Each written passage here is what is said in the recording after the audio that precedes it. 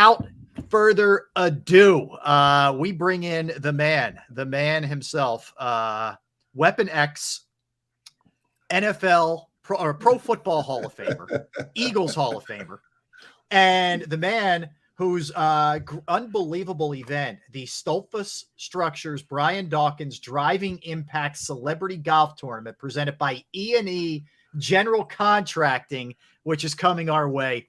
That's a mouthful, B-Talk, but there he is, Brian Dawkins. Wait a minute. Stop right there. Yes. How did it go from the Brian Dawkins Impact Golf Foundation to the multiple names? Because the first name Stolfus, isn't that Amish? He's on mute right now. You're on mute, bro. Unmute yourself. Who's on mute? Doc? Oh, yeah. Doc you're good, Derek. Yes. Okay. Yeah, Doc's muted. Which he's efforting right now. That's my boy, B-Dog. Yes.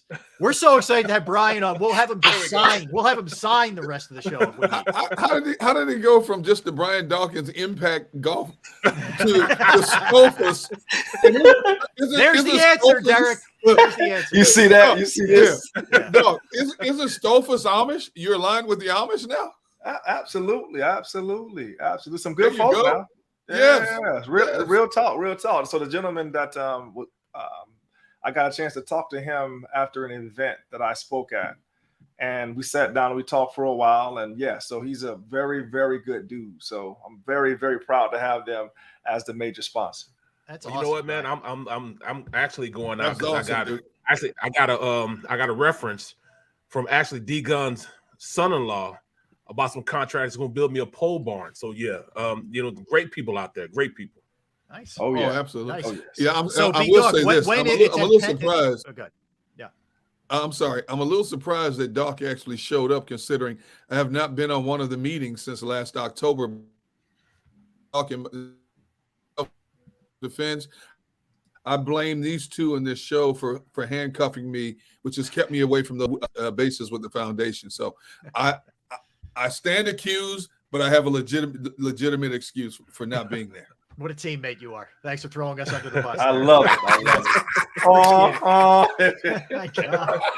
Well, I'm no excuses for me because I'm definitely going to be out there. Yes. I can't wait. What is the date, Brian? And I know it's at the Penn Oaks Golf Club, which is an awesome place, man. Yeah, the first and the second. Okay. The soiree is on the first, and then the golf event is on the second. So I can't wait. So excited. Great. We're excited to have you back in the area, man. That's for sure. Let's go back. Let's go back to 1996 and a young Brian Dawkins, fresh out of Clemson, and you're sitting there thinking, all right, when am I going to go, man? So what were you hearing from the NFL people, potentially where you might go? Did you have any idea it was going to be the Eagles in the second round? Walk us through that, Brian. So the only team that came to really take me and Connie out, we were Connie. For those who don't know, we were married in college. So the only team that came to work us out was the home of the Chiefs. So I thought I was going to be a Chief, brother. I thought I was going to be a Kansas City Chief, and so I was sitting there waiting for that. I think it was the 24th or 25th pick they had that year or something like that. So I thought, okay, cool, be in the first round. I'm excited about that. So the pick came and it went. But it didn't just come and go. They actually picked another safety there. So you talk about somebody was hot. I was hot. I was hot. Fish grease.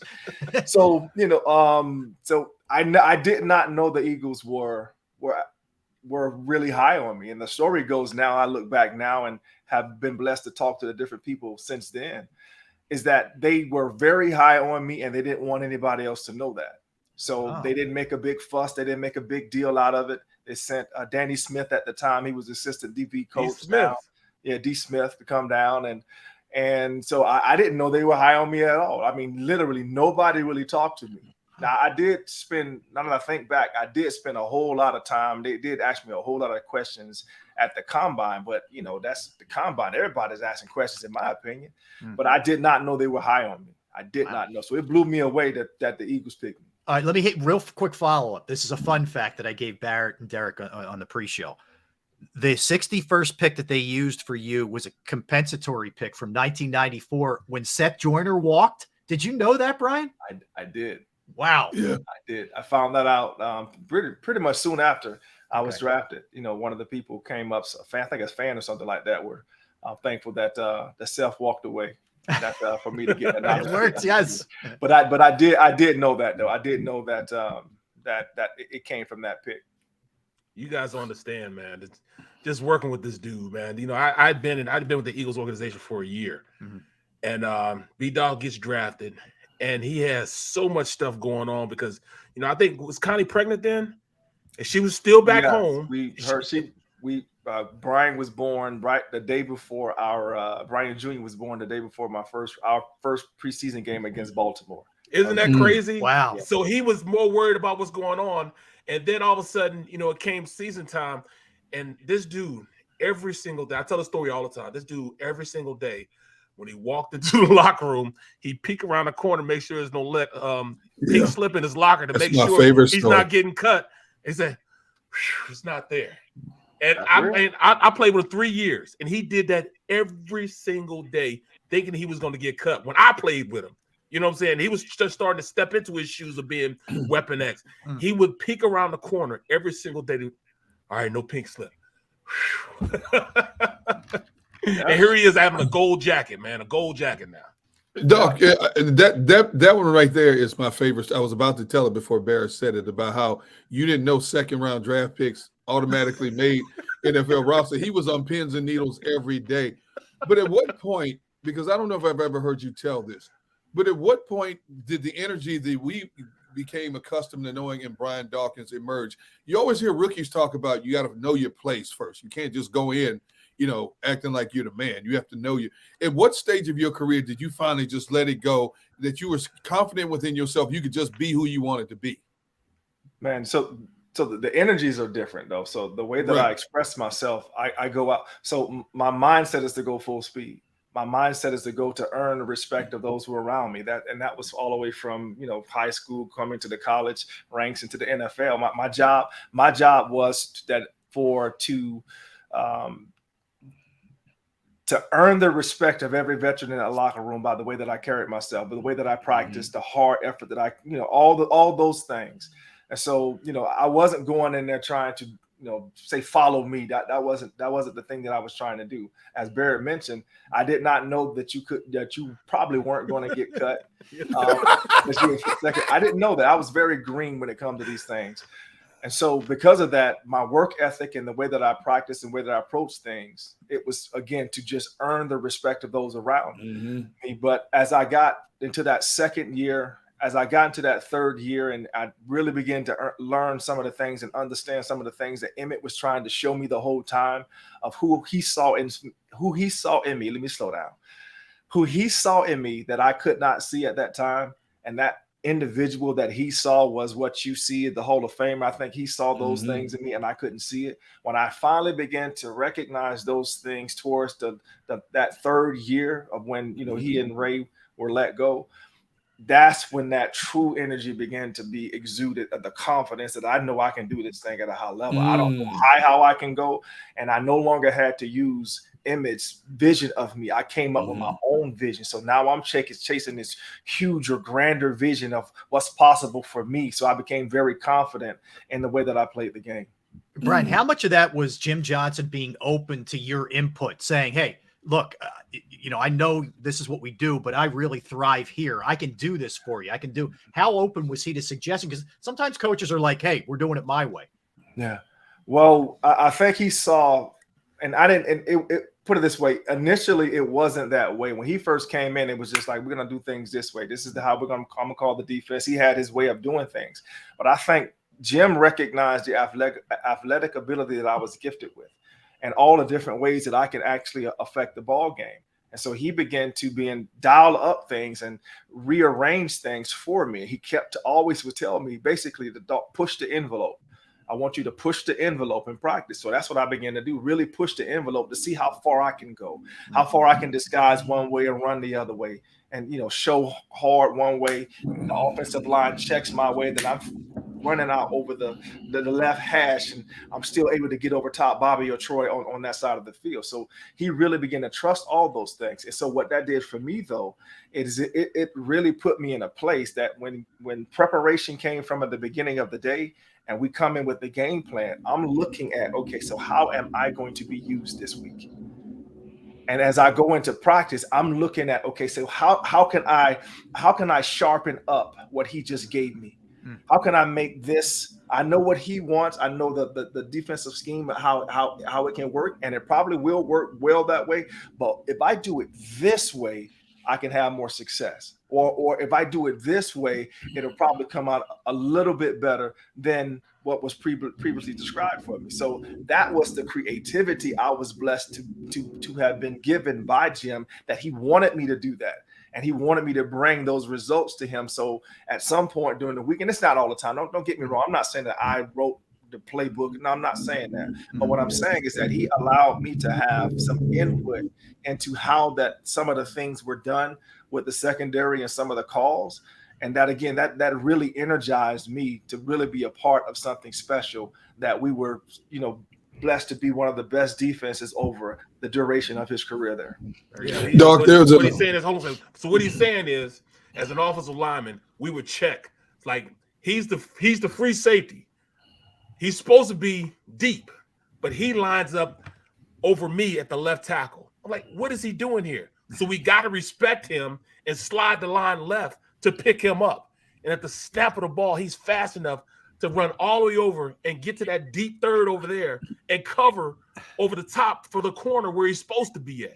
So that messes us all up. They send a blitz from somewhere else, and that's one of the things that he did. He didn't necessarily get his name written on the tackle or whatever else, but it's because of him that it happened, because he's over here making us put our call over there instead of being where he's supposed to be. Wow. Doc, there's a video clip that comes up periodically on social media, and I love it every time I see it. And I sent it to you earlier this year, and you said, "Oh yeah, I saw this." Takeo Spikes is sitting down doing an interview with somebody, and Takeo's telling the story about how during a game, I believe it was against the Packers, where you looked at him and said, "I'm gonna take his soul," and Takeo's like, "What? What?" And he saw you hit somebody. He said, "I want some of that." Can you tell that story? Man, every time I see it, it's like the first time I've seen it. I sit there. I said, "That's the B-Dog I know." Right there. So me and D-Gon, you know me. All of you know I'm a spiritual individual. I'm blessed, and the Lord has blessed me to understand some things. So when I say soul, what I mean is that all of us have a soul, and that's your mind, your will, and your emotions. Your mind, your will, and your emotions. So when I say I'm going to take this person's soul, that means that I'm going to be in your. I'm going to do something on the field to change your mind, to inflict your will, right, and inflict something in your emotions. So I'm going to have you thinking about me. So that's what I was meaning. So when I go out and I hit somebody, and I was I put something on the cat. I was, able to get over there and put something on him, right? So in my mind now, for the rest of the game, if there's a high ball, especially, that person is more than likely thinking about where's 20, or I better get my hands down. I can't lay out, or I can't stretch quite as wide as I did in that first catch, because there might be number 20 around us. So that's what I meant when I said that. Well, looking at this year in the draft, man, and understanding, the needs of the Eagles right now, we usually have a safety back. We've been trying to replace you for years, and we haven't been able to do it. We've been trying our best to get another safety that plays not even at your caliber, but at least around there. Where are they right now as far as what you see at the safety position right now? I mean, do you like what they have going on right now?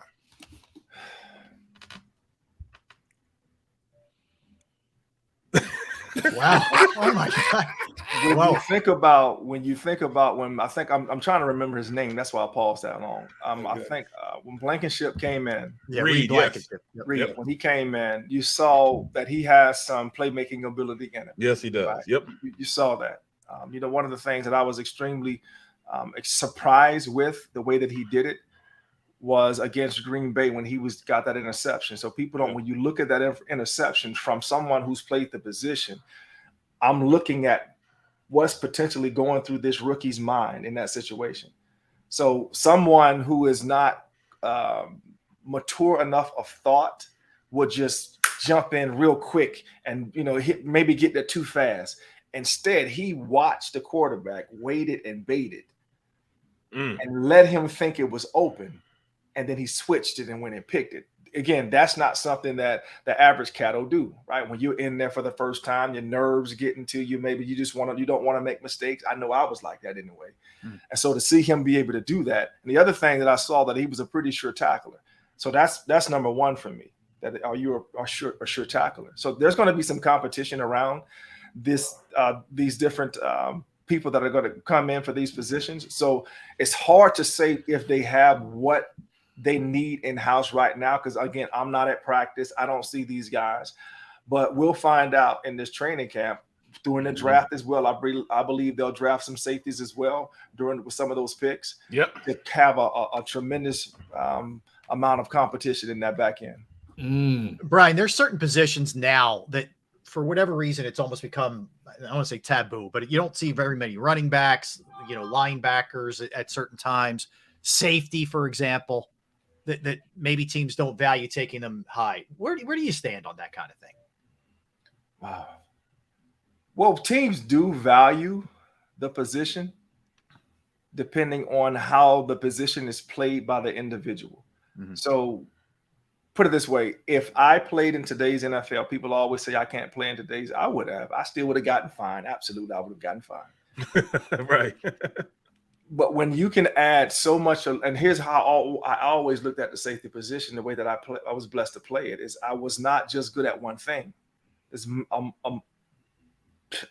I worked on so many different things. I worked on pass rush moves. I worked on getting the ball out, causing fumbles. So I worked on so many different ways to be a game changer. So that's how I see the safety position. So when you look at game changers, so you don't think that the Pittsburgh Steelers are still happy jumping out of their seat that they were able to get Fitzpatrick. Yep. Right. Minka. Yeah. Minka, right. Yep. You don't think that they love to have a Minka in the backfield, knowing what he can do, the versatility. So that type of individual, I call them chess pieces, are very influential in how a defensive game plan can be put together and the different ways a defensive coordinator can do things. Because you have a guy. I mean, we had someone last year. I know. I guess he and the fans are in outs with one another now because he's going to Detroit. CJ was that. You can say whatever you want to say with some of the things that are going on as far as this offseason is concerned. But he was a chess piece. You can move him all over the field. He was not just good at getting interceptions. He could be better at open field tackle. I would say that. He missed too many tackles, in my opinion.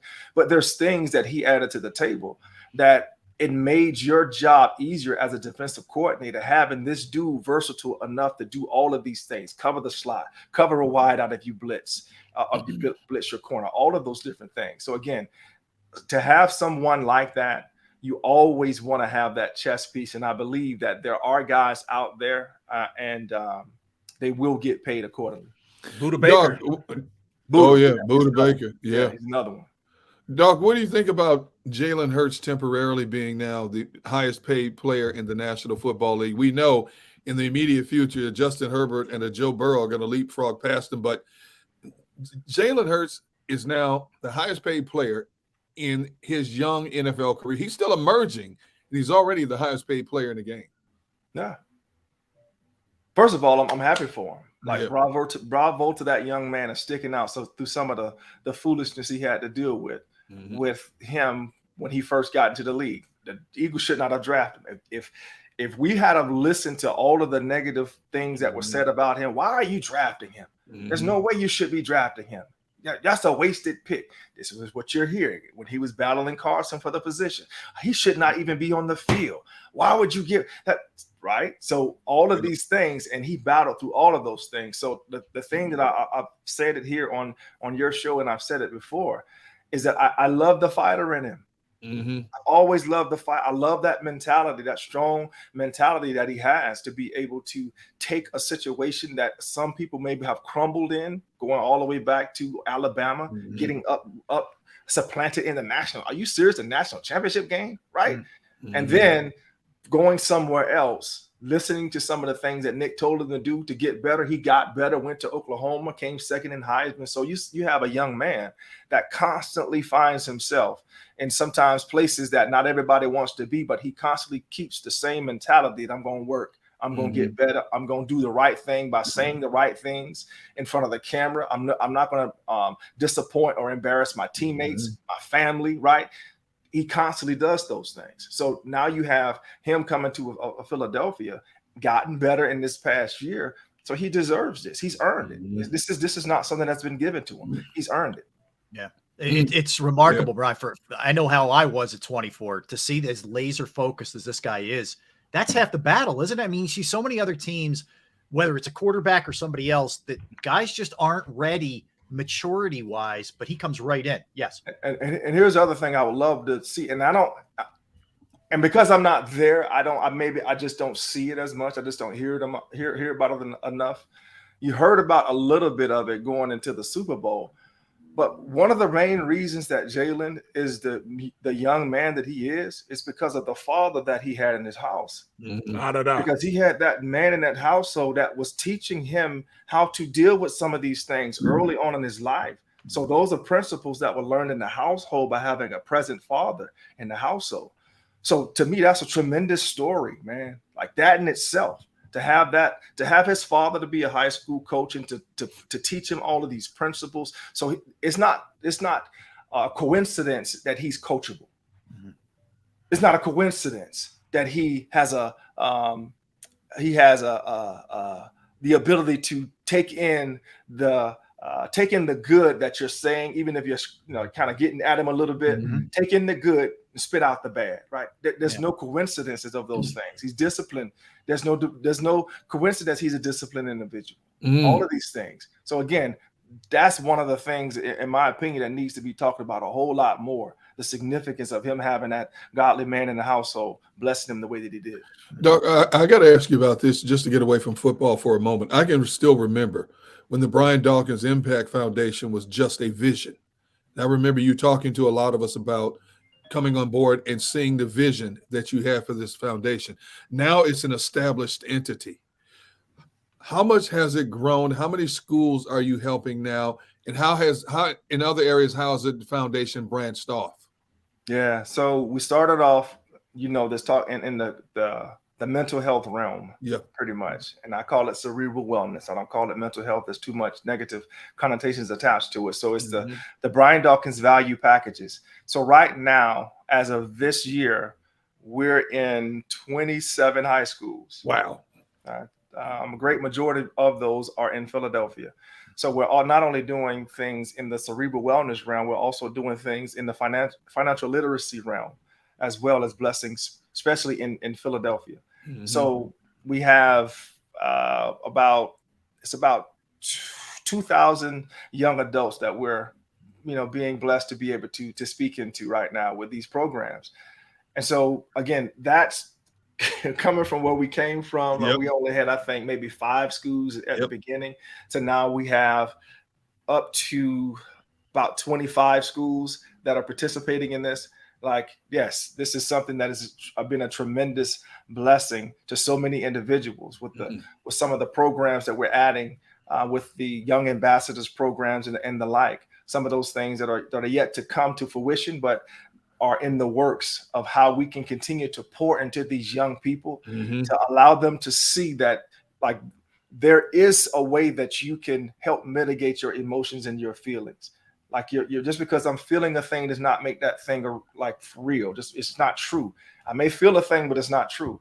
And I'm not the failure. I'm not the setback. So having that strong mind, developing that strong mind, matter of fact, some similar thing that we talked about when I was talking about Jalen Hurts, being able to understand the things that you can control, those things that you can't control, and those types of things. It's extremely important to teach these young people, because the earlier that you can learn it, the better off that you will be as an adult.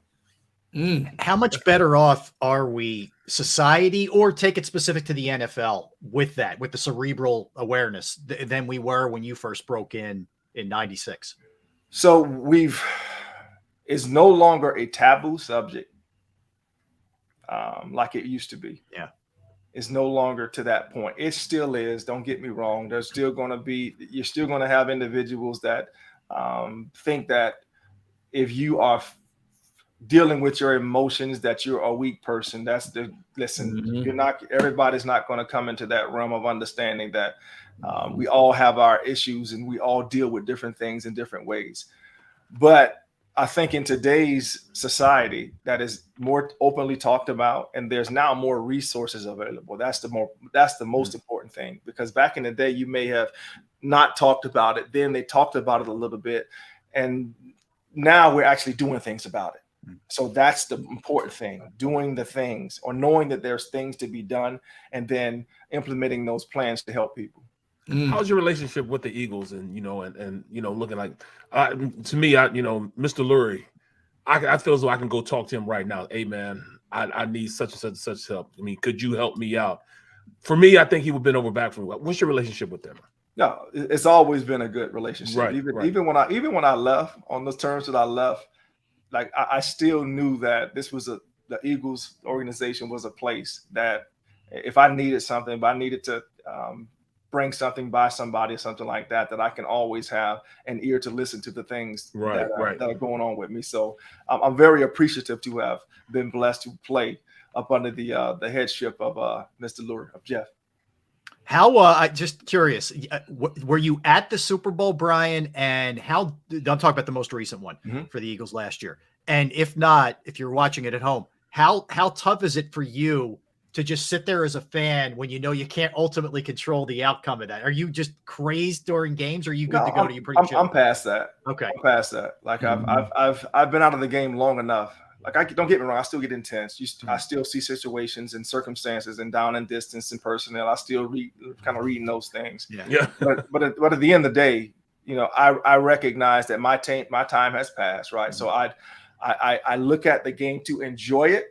But again, I still look at it from a X's and O's circumstances situation to see the adjustments that are made by those different individuals that we didn't do a great job of adjusting in the second half as a defense. And so I look at those things and pay attention to them. It is tough, man. It is. I'm sitting there like, you see this NBA blitz coming. You see him coming. Somebody take the hot. Who's running the hot? It drives me crazy sometimes, bro. Hey, dog. Okay, it's the eve of the 2023 NFL draft. Put your draft hat on. We debating it as well as everybody across this region, across the country. Eagles going defense. Wait, should the Eagles go offense or defense in this draft? And if you go defense, what position? For me, if you go defense, and I think they more than likely will with the pick. One of the things that the Eagles have done a good job of for a number of years now is having that strong rotation up front, of keeping guys fresh on the field so that they can consistently get after the quarterback. And so I think and believe that could be a space that they add depth to if they find the right individual, right? But at the same time, if that does not come to fruition and you don't have a guy that you are just head and shoulders above the other picks, then in the secondary, to continue to beef up that secondary, especially on that back end, to get you somebody back there in the back that you are sure that can do all of the things that I talked about, to be that weapon on the field in every aspect of playing a game of football. I think that could be a way as well. But anyway, to be honest with you, any level that they choose, like, they can use help on every level. The corners might not be the space that they need to go, because as I think about it, you just re-upped a lot of the guys from last year, so you're pretty solid there. But at the linebacker position up front, to keep that rotation, especially because you're so young in the secondary, to get some more competition back there, I can see that happening. All right, Brian, I know I think the event, correct me if I'm wrong, is sold out, but can people still give? Can they still donate to the Stolfus Structures Brian Dawkins Driving Impact Celebrity Golf Tournament presented by E&E General Contracting?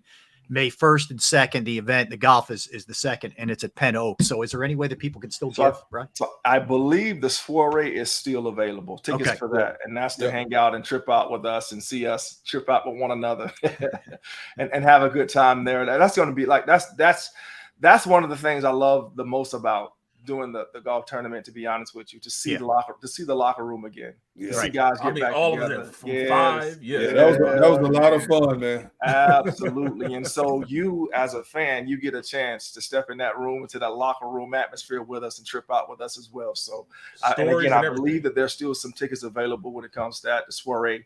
And I would love for you to come out to have a good time with us. And also make sure you go to the BrianDawkins.com. And it'll show you straight to the way to look at the silent auction. So we have some things going on there, and some very robust things this year. So I think it was like a week's stay in Tuscany or something like that. Ooh, So we got some stuff on there, and I think there's a trip down here to Disney. When I say down here, that's down here in Florida. Yeah. You know, and there may be a chance of me and that group of people, you know, teaming up for lunch or something like that. Okay. Nice. I'll just throw that out there. Yeah. Liking that. But there's some other, a lot of great potential options for people in different realms of eating, whether it be sports, whatever it is. I think we have it for you.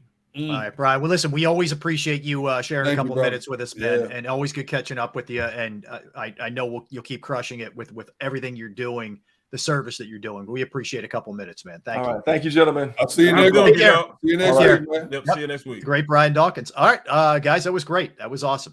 Let's get a timeout in here. We'll get caught up. We'll be all good. We got Sal Pal coming, man. The hits keep coming, baby. Sal Palantonio coming up in a little bit, but let's hit a timeout. We'll come back. We'll keep it rolling here on Sports Take, JAKIB Sports YouTube Network, Derek Barrett and Rob. Let's talk about Jim Murray and Principal Financial Group, because knowing who to trust with your finances can be a scary proposition, right? But I can tell you from personal experience that Jim Murray is someone that I trust, whether it's retirement planning, 401k review, insurance review. You might have a small business and you need help setting up your employee benefits.